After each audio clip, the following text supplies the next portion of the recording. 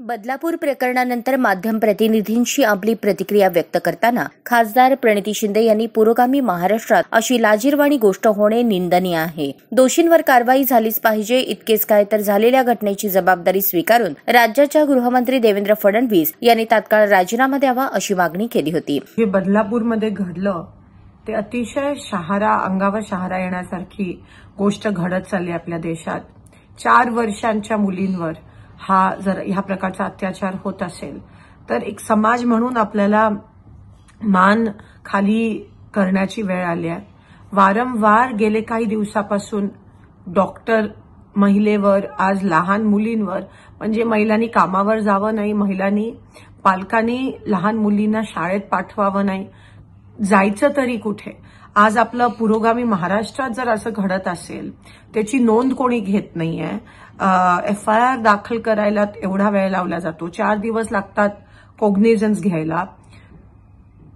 तर आज समाज पक्ष सोडा, पण समाज कुठे चाललाय. आणि मला एक सांगा, जर जेव्हा गुजरात सारख्या ठिकाणी जेव्हा काही रेपिस्ट ज्यांनी महिलांवर बलात्कार केलाय, जेव्हा त्यांना हार तुरे घालून त्यांचा स्वागत केला जातो, त्यांची पदयात्रा काढली जाते, तर ह्याचा परिणाम समाजात काय होताना दिसेल हेच होणार आहे ना. समाजात जेव्हा सत्ताधारी असं करतात आणि जेव्हा प्रशासन त्या गोष्टीला त्याचं समर्थन करतं, तेव्हा समाजामध्ये ही जी विकृत मानसिकता आहे, ही विकृत जी प्रवृत्ती आहे ती वाढतच जाणार. मग नेमकं आता काय करावं? हताश होऊन बसायचं का घरी सगळ्यांनी? कोणाकडे वळायचं? समाजाने ठोस भूमिका, आता समाजाने सगळं हातात घेण्याची वेळ आली आहे का? आणि मधूनच आता ठोस भूमिका, कारण का राज्यकर्त्यांवर, प्रशासनावर आता काही भरोसा राहिला नाहीये. त्यांच्यावर अवलंबून राहून फारसं काहीच होणार नाहीये.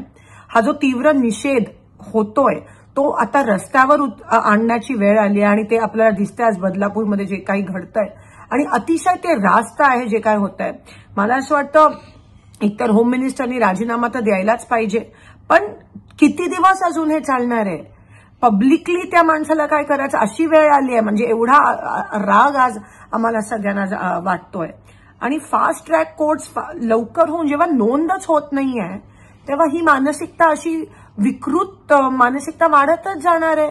कारण का वरून समर्थन मिळतंय. मग नेमकं करावं तरी काय? महिलांनी जायचं तरी कुठे? खासदार प्रणिती शिंदे यांच्या प्रतिक्रियेनंतर आता भाजपचे शहराध्यक्ष नरेंद्र काळे यांची प्रतिक्रिया पुढे आली आहे. झालेली घटना ही निंदनीय आहेच, याचा आम्ही निषेध व्यक्त करतो. पण पश्चिम बंगालमध्ये देखील एका महिलेवर अत्याचार झाला. या घटनेवर खासदार महोदया आपली प्रतिक्रिया व्यक्त करताना दिसून येत नाहीत. माध्यम प्रतिनिधींना अशा घटनेवर आपली प्रतिक्रिया देताना खासदार प्रणिती शिंदे या सवडीचे राजकारण करत आहेत असं म्हणत भाजपचे शहराध्यक्ष नरेंद्र काळे यांनी खासदार प्रणिती शिंदे यांच्यावर पलटवार केला आहे. त्याच्याबद्दल मी सर्वप्रथम त्या घटनेचा जाहीर निषेध करतो.